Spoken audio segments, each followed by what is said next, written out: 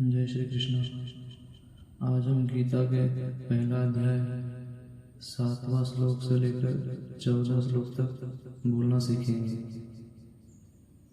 ओम भवान् भीष्मश्च कर्णश्च कृपश्च शमितिञ्जयः अश्वत्थामा विकर्णश्च सौमदत्तिस्तथैव च अन्ये च बहवः शूरा मदर्थे त्यक्तजीविताः नानाशस्त्रप्रहरणाः सर्वे युद्धविशारदाः अपर्याप्तं तदस्माकं बलं भीष्माभिरक्षितं पर्याप्तं द्विदमेतेषां बलं भीमाभिरक्षितम् अयनेषु च सर्वेषु यथा भागमवस्थिताः भीष्ममेवाभिरक्षन्तु भवन्तः सर्व एव हि तस्य सञ्जनयन्हर्षं कुरुवृद्धपितामहः